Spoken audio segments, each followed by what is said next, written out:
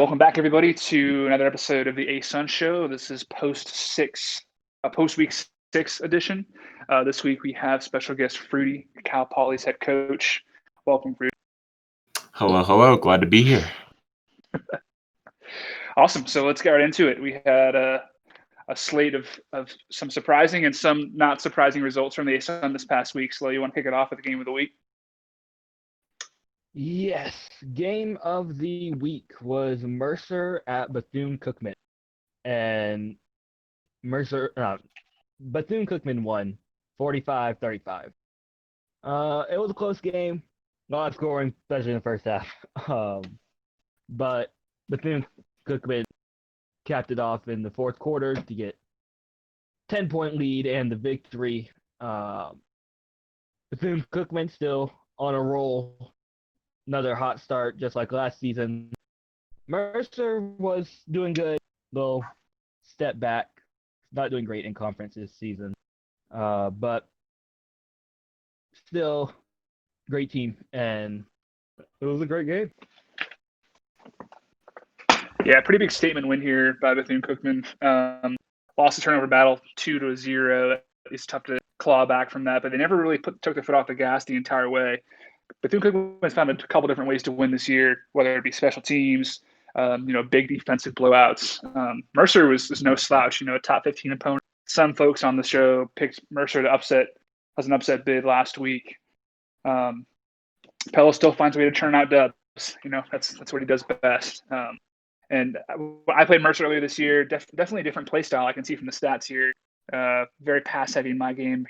Pretty balanced attack, but Pello's too much. Just ran over him and put up almost 500 yards offense. So big win for Bethune-Cookman. Keep padding that resume. Yeah, I was one of those dummies that picked Mercer in this game. Big believer in Rico, but you go against Pello at your own risk, and this is just another. It was sneaky comfortable at the end. It was a little stressful in the beginning, I believe, but Bethune-Cookman, took control of the fourth quarter and got the cushion they needed. So great win. And Mercer, this is not the start you want to go 1-2, but it's maybe the schedule will ease up a little bit after Bethune-Cookman and Alabama A&M. Who knows though? We're in the dawn.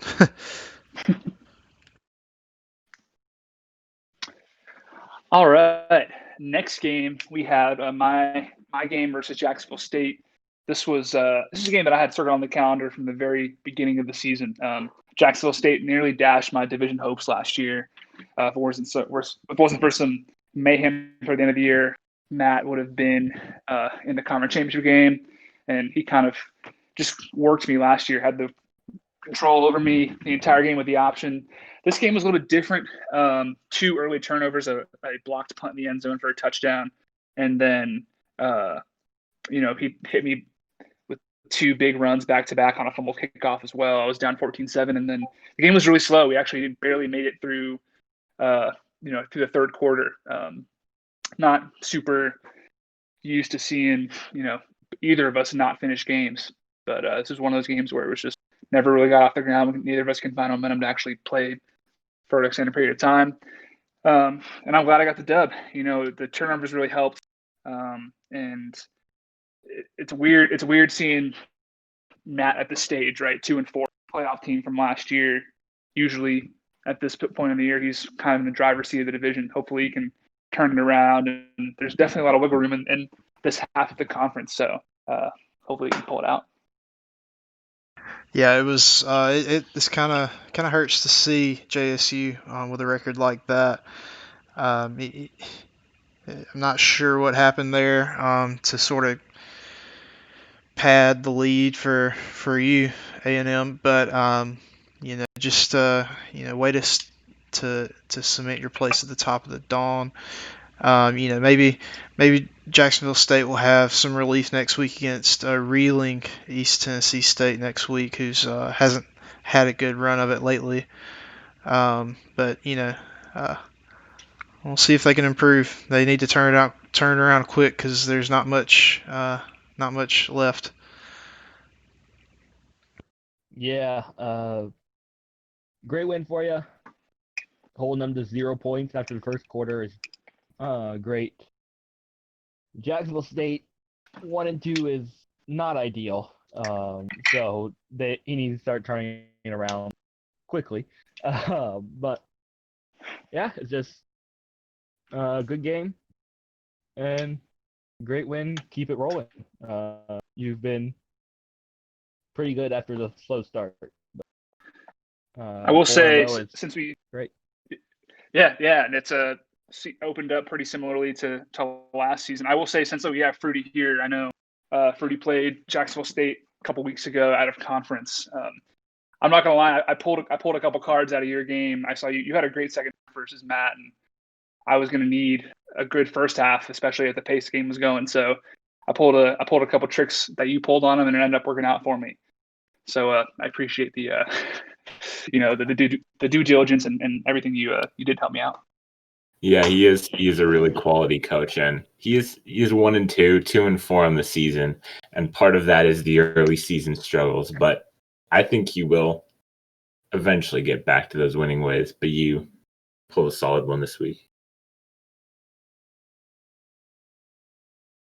All right, I guess we'll move on to the next game. It's a Bama Belt matchup. Sanford defeats Alabama State 48-20. This game was pretty close early on. Smammy and Turk played a good game in the first half, and it was really close. But Turk kind of lost the grip there. Sanford reeled off 24 points in the final frame to win by 28 points, and Sanford can get back to the positive on the point margin, probably close. I haven't looked at it, but padding that margin of victory, even though he's only 3 and 3. So that was a good rebound by Sanford to finally get on the board in ASUN play, and just you got to wonder when it stops for Turk going 0 and 3 now at the bottom of the standings. Turk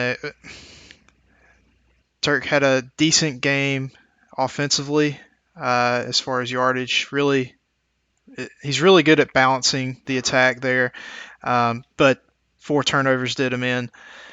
So you got to give Sanford the credit because you got to win the moments, and that's what the Bulldogs did. So yeah, we'll open it up for some other analysis. Yeah, this was I would say Sanford usually runs a spread offense, so it's not super ordinary that you're going to see him with only single-digit passing yards. But hey, you got to be able to mix it up in this game. Keep your opponent kind of always on their toes. This was a game that we all have us had circled last week as a desperation game for both programs. Both teams were falling in the wrong direction. This was just going to come down to who wanted it more. Sanford's been a little busy outside the game. I'm really glad to see him, get that first notch on his belt in conference wins.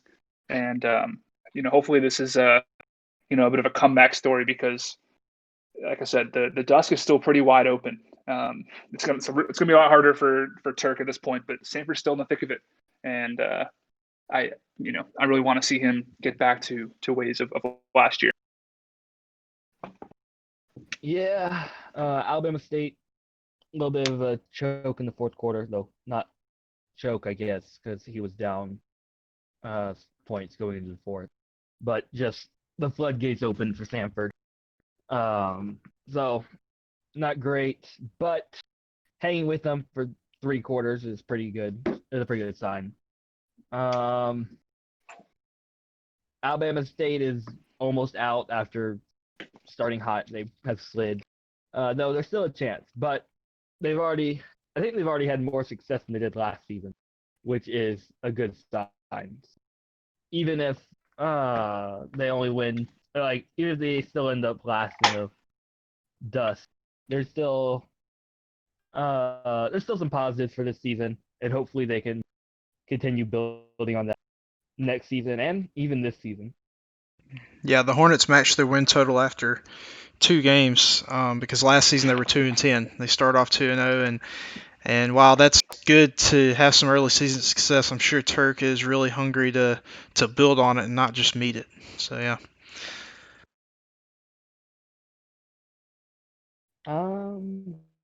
Next game is Campbell and Chatty. And that game, and right game, and Campbell won 48-35. Good game. Campbell opened it up a little bit in the fourth quarter to seal the win. But it is close game, even late in the third, and Campbell returning back to early season when they were still undefeated, um, carrying the fourth quarter to win the game and probably get back up into the top 15. This is a good win for Campbell. Tough loss for Chatty, who hasn't had much luck with the big games this season. But they've had a much better season than last season, so there's still plenty to build on. And they still have a chance to push for the conference championship this year, so keep trying. Yeah, this was a game I was excited to watch as well. It was a interesting scenario with the timing of the game. They got to a pretty quick start in the early part of the week, Wednesday to Friday, and then they kind of paused the game until Tuesday. I can't help but wonder if maybe that kind of took some of the air out of Chatty's sails. I know he had a quick touchdown before the end of the first half. Sometimes the way this game is played, you got to ride momentum if you have it, and take a break if things are really not going your way, and recompose yourself. And can't help but wonder if Campbell has been a very, very streaky offense and defense throughout his entire career in this league, and I think that he might have ridden some of that momentum to, as you can see in the fourth quarter, it really was a difference. So big win for Campbell. Another daunting game for Stet to come up this week. Just when you're in the dawn, it just seems like you just got to roll with the punches, man. Every single game is just going to be a big game for you. You're absolutely right about that. Both of these teams have big tests coming next week, so this was really a big win for Campbell. You got to hand it to Chatty. Very classy move, allowing a pause of the game there at halftime. Campbell, I know, spent some time with his family this weekend. Had a great weekend. But there's that what if game. What if they had not stopped? How would the second half have gone? And it was just really sort of a swing there early in the fourth quarter that turned the tide. And big win for Campbell. Their defense is not great, but their offense is elite, I would say. And so other than one game against Bethune-Cookman, they've shown themselves to be a really powerful team who can hang with anyone except Bethune-Cookman. But I'm sure if you played that game again, it'd be different. Chattanooga's not out of it. They've had a promising start. Now it's a hiccup, but they have a chance to take down the division leader next week, and so they're not out of this by a long shot. Yeah, it definitely does help that the two conference games that Chatty's lost have been outside of the division. By no means is the big test this week. Both of us, this is a de facto mid-season division championship. So really looking forward to Chatty on this one. Yeah, that's a good point. He still controls his own destiny somehow. I think maybe not. I think he would have to win another game or lose another game. Yeah. But yeah, interesting point. All right. The next game we have is UNA versus ETSU. A battle of two new coaches, both looking to make a statement. Both kind of sort of moving in different directions in the division, even though UNA had a worse record than ETSU. This game, I was very surprised. So in the beginning of the season, I had ETSU was one of my dark horse coaches of the year, projecting to actually go to the playoffs. Still at 3-3, not totally out of it, but they're gonna have to make some big moves this week in order to keep going. But this is a game where ETSU cannot get the shuttle off the ground. Turnover on the first possession. Wally quickly scored another turnover touchdown that might have been related to a delay of game and an actual delay of game. In the first quarter, it was 22-0. It's really hard to come back from that, especially if you're playing at a slow pace and the time is not on your side. Huge win by Wally. Second in the division right now at 2-4. Can't really ask for much more. And just all around good, grinded out conference game. Those are the ones you have to win if you want to stay relevant in the division. And UNA's quietly had a pretty good season as far as conference records go. So keep it up, Wally. Yeah, it's easy to look at a game like this and kind of discredit the win, but the way that North Alabama really jumped on them quick shows what they're capable of. And 2-1 is incredible to see after their start. And I'm gonna be honest, I'm disappointed in ETSU this season so far. They had some good non-conference successes, but they've just fallen flat. Um, and we'll see if they can pick it up, but I'm not sure. It's just going to get harder and harder. So, this kind of sets up a little desperation bowl again with Jacksonville State next week. But we'll see if they can get the activity up, allow themselves some more time and more opportunities to win the game. Well done by Wally. Yeah, great win for Wally.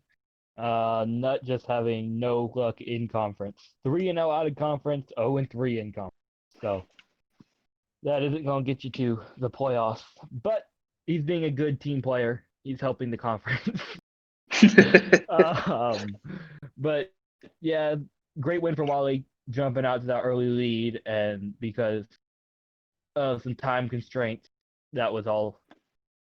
No, it was not enough time for ETSU to come back. But yeah, it's a great win. Wally, I guess, is becoming the Kennesaw State of last year. Not very good record at least in the beginning of the season. Not very good record overall, but still top of the conference because conference wins. But yeah, it's a great win for him. Still, I think controls his own destiny because he still has to go against A&M. So, Yeah. Yeah, North Alabama still on track for conference championship if they can keep it up in conference. Yeah, as one more note before we move on, just remember that game with Jacksonville when UNA just barely squeaked it out. They're sort of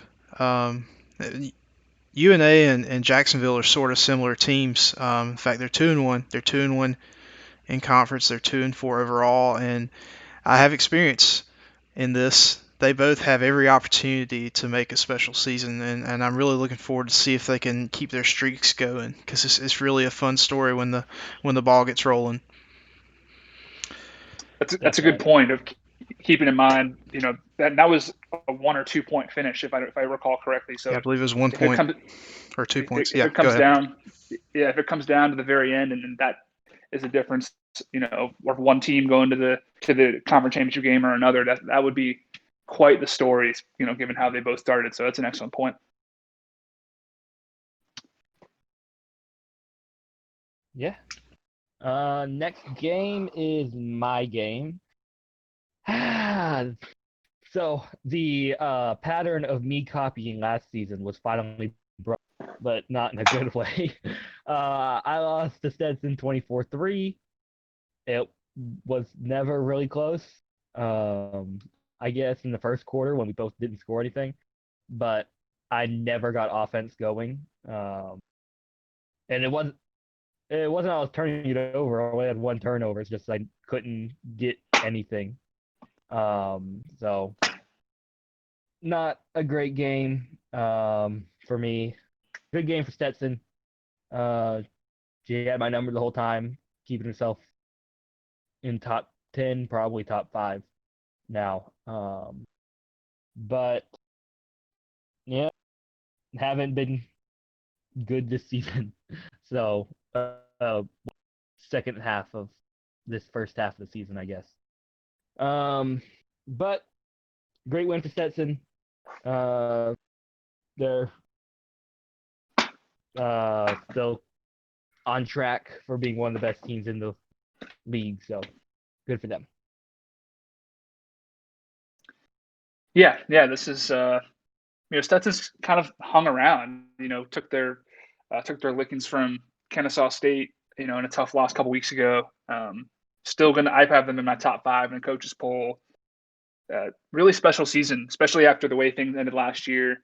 And not to take anything away from you, Slow. I think we're only halfway through the season, right? So you still have a chance at the very least to play spoiler to some big teams, just like you did in double overtime last year against Bethune-Cookman. But I still think you still have a conference win. You're playing from behind a little bit, but I don't think that anything is set in stone yet. And just like we saw this week, there's another opportunity for some giants to fall. So I wouldn't be so down about it. Not that I think you are, but I think you definitely still have some moves to make and still possible. So I think it'll be just fine. Yeah, this was an interesting game because Stetson's had some shootouts this year. The big comeback against Duquesne, the somewhat of a shootout that turned into a blowout with Northern Colorado, and this was more of, we forget Stetson's an option offense. Sometimes it seems like the way their games go, it doesn't feel like they're an option offense, but this was more of a formulaic performance of that, keeping the ball, having ball control, and just smothering defense with not a lot of opportunities, and not eye-popping numbers, but just a shutdown. And so this is a game you like to see against a team that has won big games before in Florida A&M. You like to see sort of a smothering performance like this from Stetson, and they've got everything in front of them. They have the one blemish, and it's a pretty good blemish to have, and so this will be really interesting moving forward. All right, I guess we'll move into the final game, the game that a lot of people enjoyed. Not me, though. The big upset. Jacksonville 45, number 3, Kennesaw State 38. KSU, I was one of 2 unbeatens to go down. We've only got 2 left in Bethune-Cookman and MVSU. This was a really entertaining game, as you can see by the chart there. Just heart attack city on both sides. I know that it was fun for spectators, but I know Purple was not having a good time, and I'm pretty sure that when the game was over, he just let out a breath. That's sort of how it went. I played this game mostly in a doctor's office. That's not an excuse. I was pretty in tune to it. I was very focused, and I kind of felt this coming because we've seen Jacksonville come so close, and it's kind of become a meme to where he's fallen short so many times.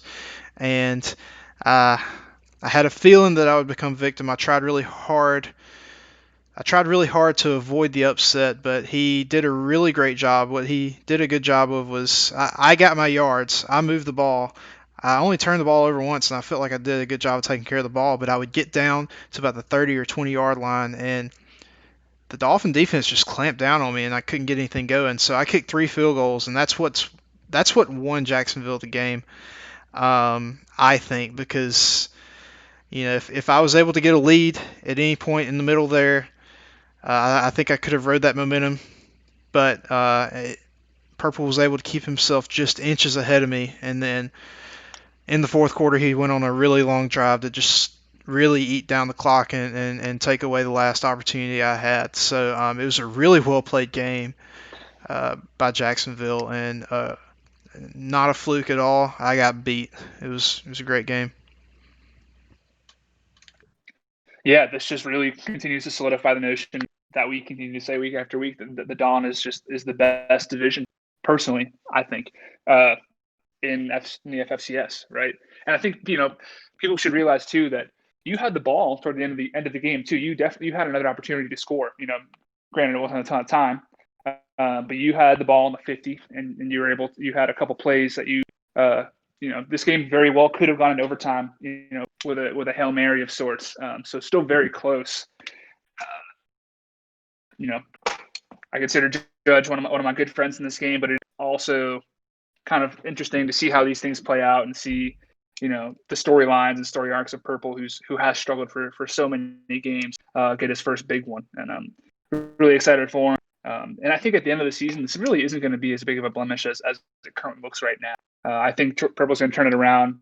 Might not be a 8-4 team, but at the end of the day, it's not going to be as big of a hit to the Park Newman as it currently looks right now.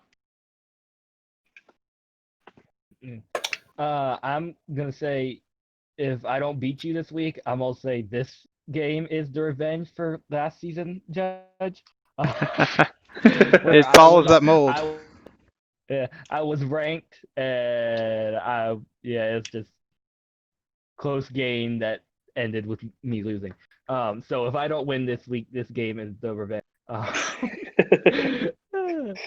But yeah, great win for Jacksonville after a tough start to the season. They're second in the Dawn, which we'll get to later. But yeah, it's crazy win for them. Close game all the way through, so it's definitely a fun one to watch. But yeah, all the memes about Jacksonville is starting to come and be true, I It's guess. fake news. Fake news. Purple can win games. Yeah. And even regarding that final drive, I don't think I'll ever be able to apologize to both Judge and Purple enough for the Boogaloo write-ups that came on the final two Oh plays. man, I forgot all about that. Oh, that was terrible. Wait, what happened? It was The yeah. Do you the remember? fake flea flicker and the one that was the the former touchdown write-up both came out on the. Wow. Wait, you were the one that did those? Oh yeah. Yeah, he did the write-up. You are evil. Trust me, I know. I think everybody that was following, and we had a good bit because Purple attracts quite the audience to a game. I've realized, and if you're playing against him, you're an enemy. It's so much fun to be the bad guy. But I think Fruity, you didn't just make me mad, and you didn't just make Purple mad. You made a Oh, lot there of was people a mad whole because I there, thought we were headed to overtime. there was a whole crowd yelling from my head in game chat. It was Oh yeah. Oh goodness. That's awesome. All right, we can move on to the standings, conference All right. standings now. I'll run through the dusk.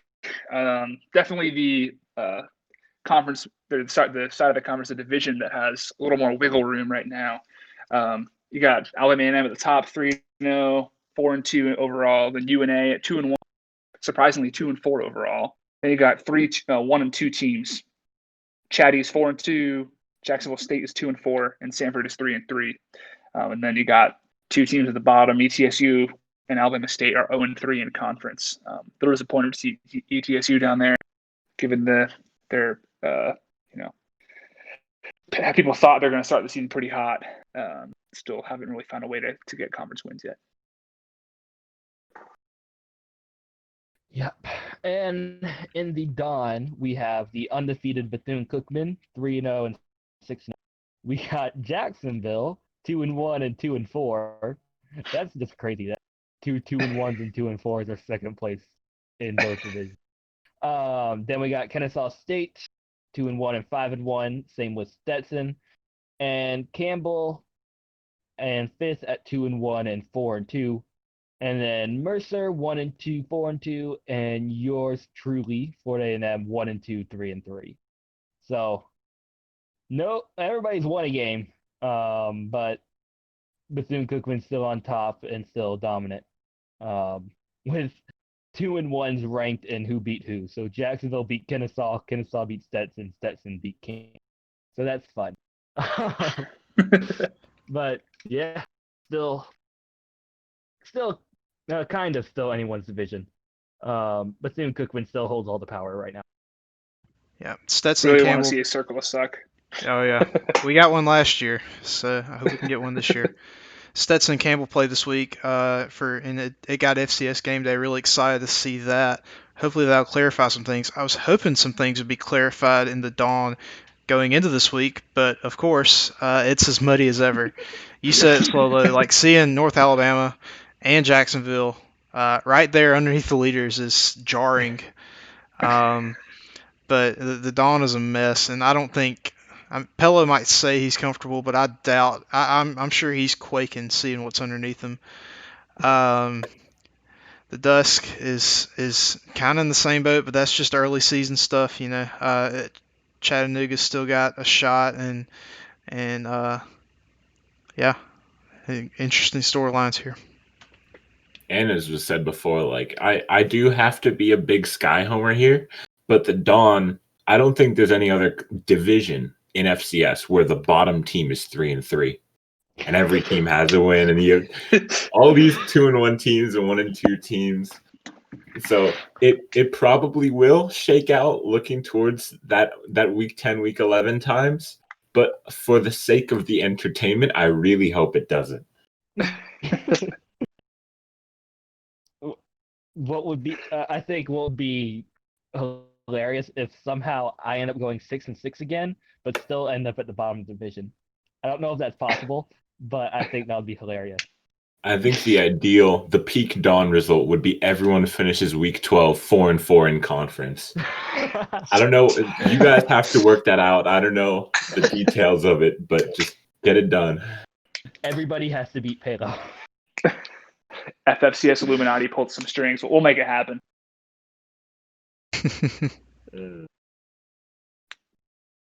I guess we can move on to the power rankings now.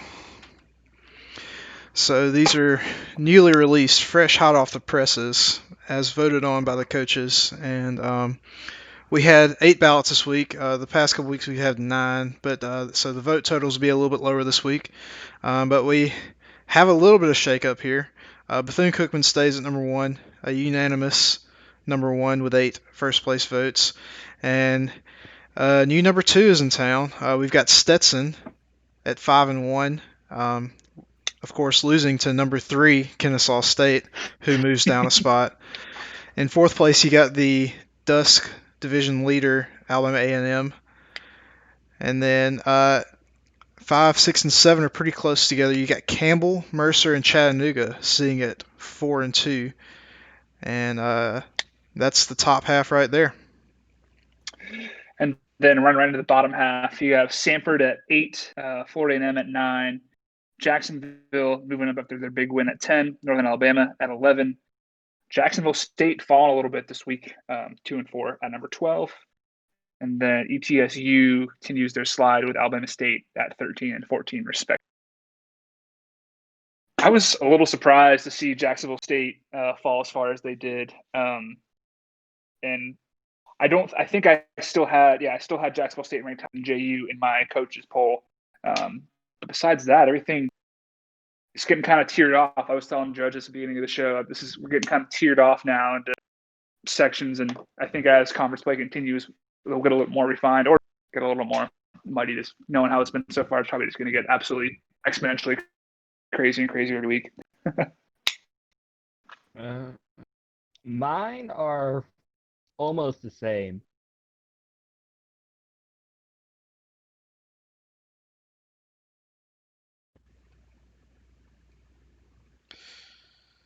Yeah, I'm a little shocked at ETSU being down that far. I know they've I don't know disappointed. exactly how the points are, but I had to have like almost half of ETSU's points because ETSU was above me in my poll. I know they've not been good in conference, but they've been winning out of conference, and I think that counts for something. So I bumped them up to 9 for the record.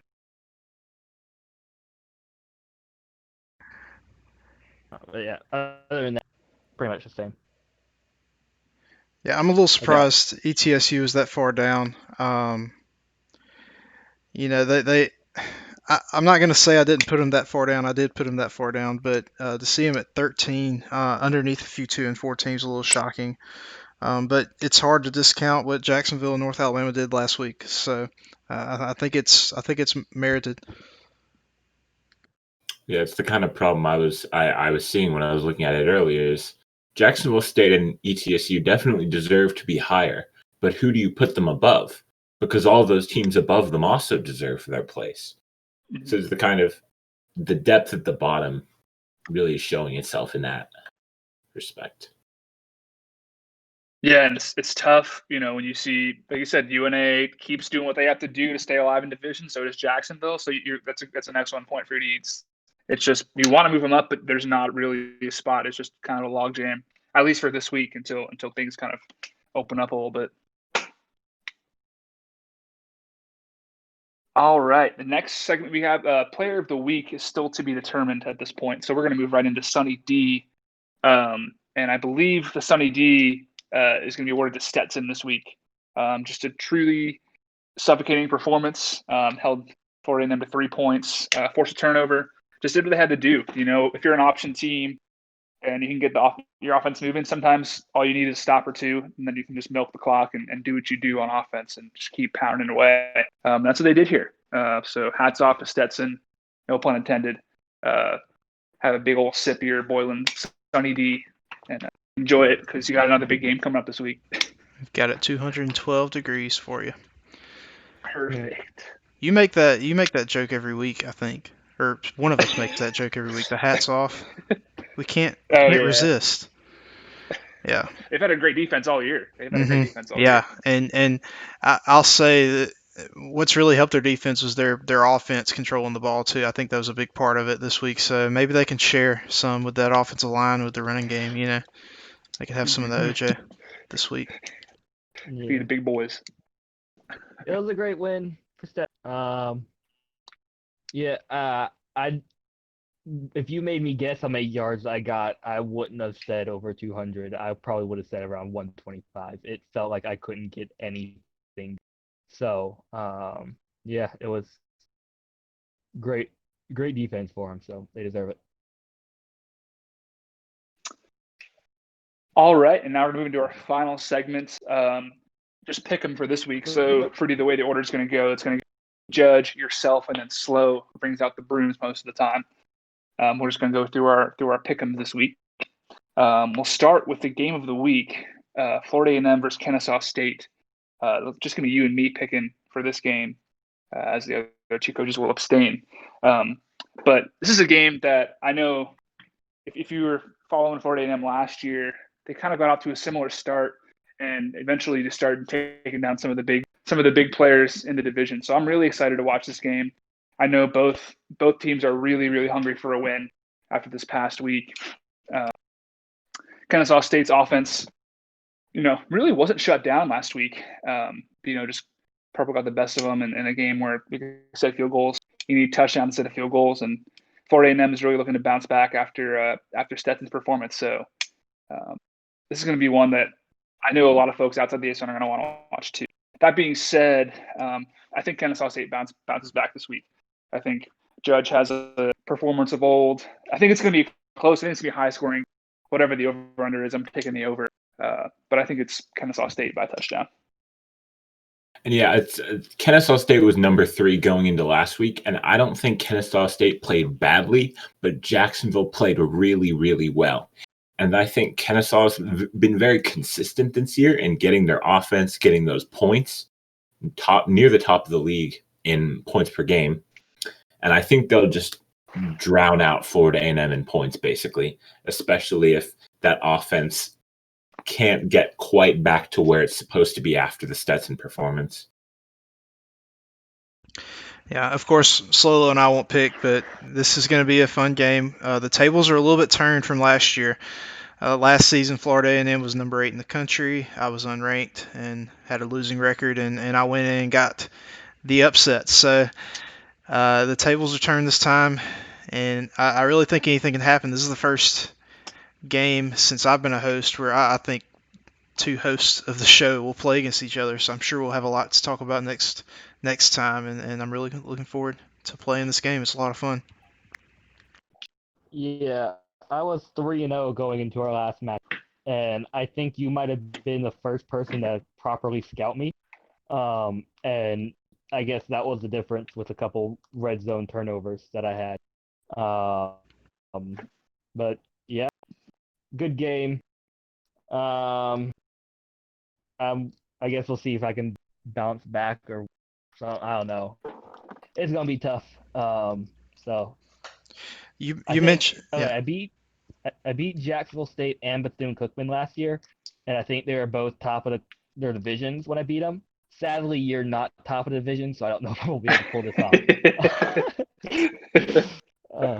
off. It's funny you mentioned the scouting because I typically don't have too much success with scouting, but I do remember a moment in your game when I got a scoop and score and I completely guessed it. And that's like the only time where I've been able to guess a 750 on like a non-meme. I don't know how it happened, but it's like the one success story I've had. So sorry to bring that back up. Sounds like you better be lucky than good, you know? Yep. Next game, we have my game versus Chattanooga. This game is for top of the Dust Division bragging rights right now and could be pivotal as far as determining who actually wins the division. I'm going to abstain, but this is a game that last year came down to a final red zone stop. It was a one-score game going into the fourth quarter, and I was able to thankfully hold Chatty off. He fumbled it in my red zone, and I was able to kneel it out. But this is back. That was back before Chatty was as involved in the league as he is now, and I'm really excited. This is going to be a statement win for whoever wins this game. So I'm really excited. Yeah, it's my turn now. I was reluctant to get on the Chattanooga train, maybe due to prior history, but he's really done a good job. I know he just lost last week, but I'm seeing a really competent game plan that comes out, and I'm just really impressed. And who knows, maybe the Congressional Ampersand will have his hands full tallying up the votes from the coaches' council now. He might get caught napping, and I'm going to pick Chattanooga, and I'm going to call it an upset because you're the division leader, but you guys have the same record. Sorry, but yeah, I'm going to go with the Mocs. So yeah, these are two just really similar teams. They might have different offenses, but they're just incredibly similar looking across the whole stat line. So it is difficult to pick between these two, but I do think A&M will pull it out. They've been 3-0 in conference play so far, and I think they just have what it takes to make that 4. A little bit of a must-win for Chatty, because if they fall to 1-3 with a loss to the division leader, it's going to be tough crawling out of this one. But Alabama A&M's been on a roll and winning 4 in a row, and Chatty has not quite shown up in the big games. This could be his turnaround, but I'm thinking I'm gonna pick in a close game, but not one that everybody like 8 or 9 points. Not like everybody's freaking out that's super close, but not where Chatty's blown out. Next, we got Northern Alabama versus Alabama State. This is a game where probably nobody was really expecting UNA to be in the second place in the Dust at this point in the year. And people, if you asked after week 2, probably would have thought that Alabama State would have been the team to be rising up in the ranks, at least in conference play. I really was kind of bad talking ETSU earlier about how disappointed I am, but I really need to transfer that energy into how impressed I am with UNA so far. I think that they win here. I think they continue their role. I think Wally's becoming a kind of rising star, at least in the conference. And, you know, I never really know which Turk I'm going to get. And I think at this time, you know, Wally finds many different ways to score. And I think he's going to force some turnovers. Special teams is going to be pretty big here. And I think he wins. Yeah, I think the Lions have found some consistency as of late, really righting this ship. You mentioned the things that I had in my mind, and it's hard to know which Turk you're going to get. Turk can make any game a tough game, but I'm going to go with UNA as well. Yeah, this one really is a must-win for Alabama State, them being 0-3 in the conference. That 2-4 kind of disguises that fact that they've basically like been the opposite of each other in conference and out of conference. So if you want to look at conference success, it's must-win for Alabama State. And North Alabama kind of, if they want to keep that position at the top, they've got to keep it going. And I think they will. North Alabama by a score. Everybody's chosen North Alabama so far, right? I heard that right? Yep. Mm-hmm. Okay. Then we're bringing out the broom. Yeah. North Alabama. Whoop. Turk started off well, but has been on a slide. I'm not sure what happened, but I don't think he fixed it this week. I think Wally's found some momentum and wants to stay up there in the second place of the division. And it's not, I guess it's not a must win for Wally, but it kind of is because if he loses and then like Chatty wins or something like that, Chatty will be a lot closer to being Chatty will be same conference record, but a lot closer to actually taking control of the division. And so, if you want to stay ahead, you need to win. So I think it's a really want to win this game, and he'll pull. Slow, we got to get you a sound effect. We need to start. We need to start bringing that in. That'd be great. Go grab my actual broom and go grab my actual broom and rub it up against the mic. Next, we got a dawn matchup between the top two teams in the division, Bethune-Cookman and Jacksonville. Jacksonville coming off a big upset win, obviously. That just sounds wrong. I'm just going to come out and say it. Jacksonville works some magic this past week, as Judge can attest. Pello is not just a 1 year wonder, right? Pello started off 8-0 last year. Very, very strong program there at Bethune-Cookman. I think this is just Pello's going to do what Pello's going to do, right? He's just going to break you down, get stops on, whether there be turnovers or forcing you to punt. I think the defense pulls up here. I think he wins. I think it's going to be closer than anticipated. I think it could be 10-point game, but I think Pello does what he has to do here, stay undefeated, and keep moving forward.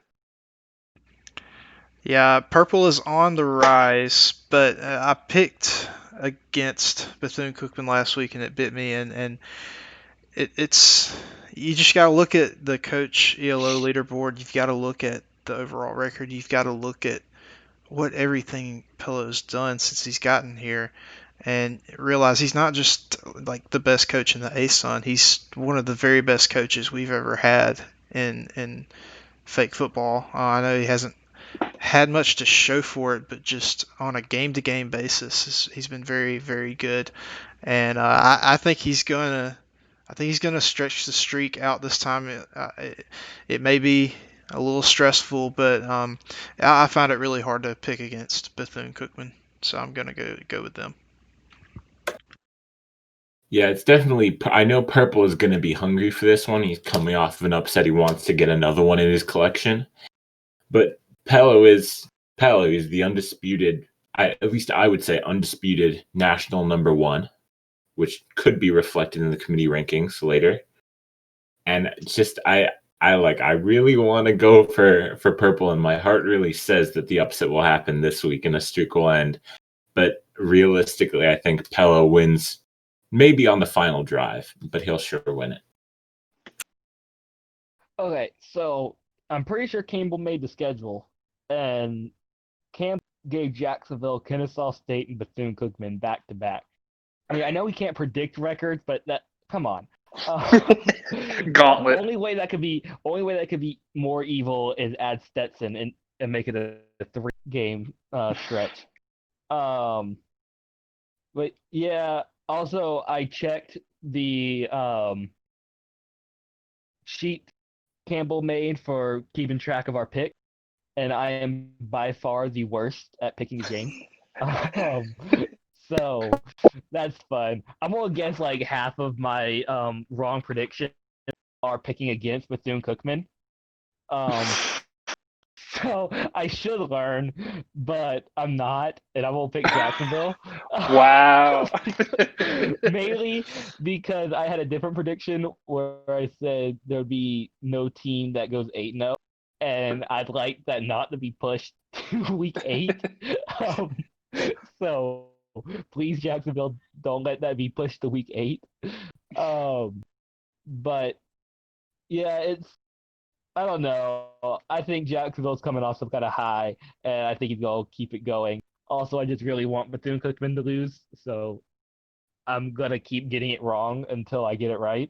So, yeah, I'm going Jacksonville. Before we move on, I've got Jacksonville's schedule lined up, or I've got it pulled up, and Camel's an evil man. So Kennesaw State week 6, Bethune-Cookman week 7. Got Elon in the CFC Challenge. That's whatever. Week 9 at Campbell. Week 10 Stetson. Week 11 Mercer. And I know that's the division he's put in, but I just cannot believe that. That's just a rough stretch. Yeah, that is kind of evil. I mean, Yeah, it doesn't help that he front loaded the schedule with all out of division games, and then he had to play literally the Dawn Gauntlet like 6 weeks in a row. like move, I don't know, Campbell to week 3. Like switch those two. That'd make it a little more fair. Yeah, it's eat or be eaten in the Dawn. So this is where you make your living here. If you told me beginning of the year that Purple would lose to Northern Alabama and Gardner-Webb, but also possibly beat Kennesaw State and Bethune-Cookman, I would have called you crazy. But it's likely, it's possible. So, I'm not saying I'm not gonna say sorry. It's not likely, but possible. So, hats off if you can do it this week. I just don't necessarily know if it's going to happen. Hey, that's Stetson's phrase. Yeah. Fins up, baby. Speaking of, so next we have Campbell versus Stetson. Two teams coming off pretty impressive wins this past week. Man, what can you say? These are both two of the most efficient offenses in the conference. Campbell likes to air the ball out a little bit. Stetson likes to run the ball down your throat. It'll be in these types of games where there's very different types of playbooks. I really think it comes down to turnovers. And I personally think that Stetson is better at taking the ball away from opposing offenses. And I think that's going to be the difference here. I think that if they can get, 1 or 2 turnovers, especially, on big long drives or in the red zone, that's going to be huge. So I think Stetson wins here. yeah, I agree with you on the turnovers point there. Another thing is Campbell's gone up against a top 5 team earlier this season, and they put up no points. Stetson has the number 1 defense in the ASUN. They're only giving up 19 points a game, and I believe that's a pretty sizable lead over the rest of the field. Actually, you're in second place with 22, and so I know that Campbell's been more consistent as of late, and they get a second shot at the spotlight here. I think it's going to be a really tough game. I don't really know which way to go, but I'm going to default to Stetson just because I've played against Stetson. I've seen how tough she can be to beat, and she's just on a roll. So I'm going to go with the Hatters. Yeah, I think it is again worth looking at that Campbell's last time on game day was Bethune-Cookman, I believe, and that game ended in a big ol' egg. And I definitely don't think that will be repeated.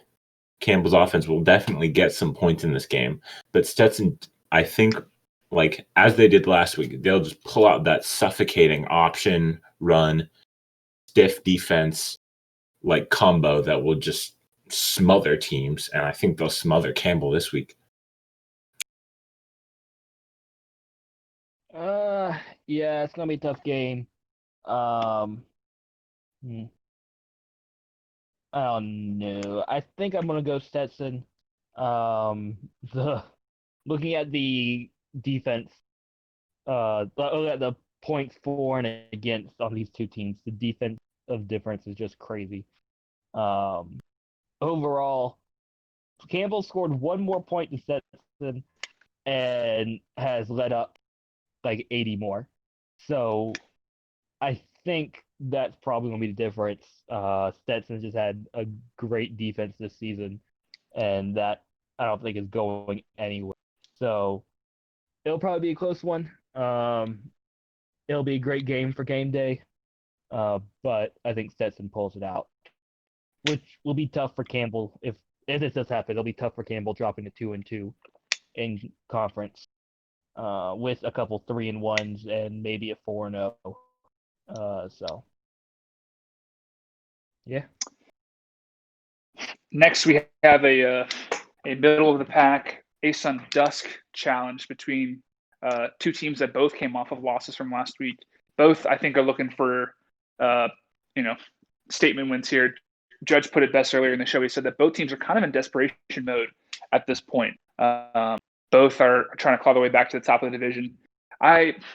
Nothing. Even though I made the statement earlier this year that I'm TSU, it's hard for me to pick against Matt. Even in games when I'm playing against him, I was not confident at all, even until the final whistle of our game. I really do feel like Matt can turn it on when he wants to, which he's just had a rough go of it these first 6 weeks. I think he wins here. I think this is the start of a bit of a movement, and I think he moves back up the standings throughout the rest of the year, beats teams that he has to beat, and I think it starts here at Eastern Tennessee State. Yeah, desperation bowl here. I find it really hard to lean on the thoughts I have about these teams this season because Matt, of course, was gone for a couple of weeks, and Nutt is he's a busy guy in real life, so some of his games haven't finished. ETSU, it's been disappointing lately, but last season Nutt had a very strong showing in D2 and worked with Sanford and had a mildly successful campaign there. But I have to really default to the long track record of Matt. You said it, like you're just never comfortable playing against him, and he's a really good coach who can beat anybody. And playoff team last season. I'd rather put a bet on JSU returning to form than for Nutt to wake up and get it rolling there. So I'm going to go with the Gamecocks as well.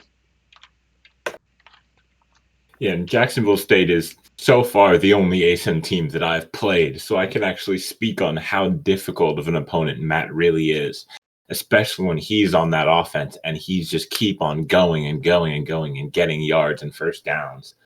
So he's had he's struggled at the start of the season. He wasn't there, obviously, but I think East Tennessee hasn't exactly been great in conference either.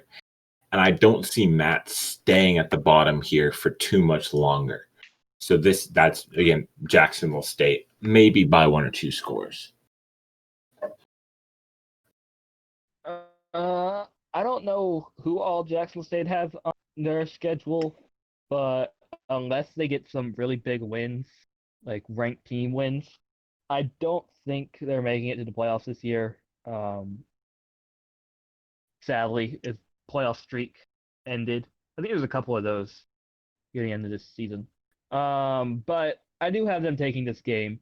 Nutt has not showed up in conference. And I think he will at some point. I think he'll probably get 2 wins in conference, but I don't know which games those are going to be. And I don't think that's this week.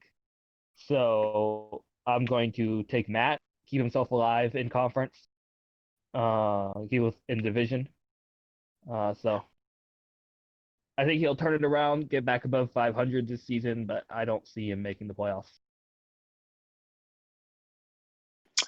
And the last game we have this week is Sanford versus Mercer. Sanford coming off a big win versus Alabama State last week. Mercer, unfortunately, coming off a tough loss to Bethune-Cookman. I think that this is kind of how Mercer usually falls into quote-unquote irrelevancy. I don't necessarily think it's fair either, right? You lose to Bethune-Cookman, number 1 team in the country, put up 35. You lose by 10. Probably going to drop from the rankings, or when I say rankings, I mean top 25 coaches poll. I don't necessarily think that's fair. Mercer's still a very good team. I'm not gonna lie, I've been more impressed with Mercer this year than I have been with Sam. 4-2 in the dawn is nothing to say anything about. So I'm gonna take Mercer here, and I think they're still gonna fly under the radar once again. But this is gonna be a good notch in their belt. This game's going to be tough again for me to pick. I think I've said that about most of these matchups. And I like to think about, I like to get in the head of, the real life coaches. I don't want to reveal too much or anything, but I know that Sanford's got a lot going on, as he has the whole season. I'm pretty sure he's got a wedding coming up, and he's got a new job and everything, and I'm sure this is a stressful time. Maybe he can use this as a stress reliever against Mercer, but Uncle Rico, he's kind of got his back up against the wall here, and this is the one interdivisional game we have this week. We get one every week, and so those are always fun to watch. I'm kind of just rambling. I don't really know what my point is, and I don't really know who I'm going to pick. I could see it going either way because I think Sanford is not done with this season yet. Not done taking a shot at contending. I think the script's going to flip. The script is going to flip. I'm going to go with the dusk over the dawn in this situation. I'm going to go with Sanford just to take the upset pick. Yeah. So these are two teams that are obviously, I think this is a must-win for both if they want to make a run at that conference championship. They're both 1-2, both 2 games back from the leaders. And Sanford started really hot, especially in those out-of-conference games, and then they've cooled off a lot since then. But I think Mercer is a solid team, and they were up in the rankings, no longer, I don't think. But I think Sanford gets back on that another hot streak, and I think they'll go, if not maybe at least this plus another few games afterwards on that winning streak. I know Sanford won last week, but I'm not sure they're fully back to the Sanford we saw at the beginning of the season. So I'm going to take Mercer. I think Rico and Mercer are the better team right now. They're a little bit more of a must-win, though Sanford in their position is in a must-win as well. If they don't want to completely fall out of contention, they'll still have a chance, but it won't be a good one. But the Dawn is just a little bit more, a little more tightly contested, a little more gruesome, and Mercer, I don't think wants to fall out of that, especially with how good of a start of season they've had at Ford. So, I got Mercer. It'll be a close game, but I think Rico will pull it out.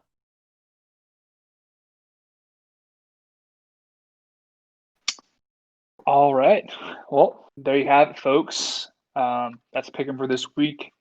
Fruity, I want to thank you for coming on the show. I don't know if there's anything you wanted to say before we sign off here, but it's been a pleasure having you, man. Yeah, I'm glad to be here. Good show you all have. Awesome. All right, guys. Before we sign off, I want to sort of congratulate y'all. We've got a new ampersand in town, a congressional ampersand. Congrats on your appointment to that role, leading the coaches council, and congrats for being the representation, Fruity. You got appointed as well, and I'm glad we had 2 really good Big Sky guests the last 2 weeks in Danny and Fruity, and so thanks for coming on. It's been a lot of fun. Thank you, guys. See you guys in 2 weeks. All right. Good luck. See ya. See you.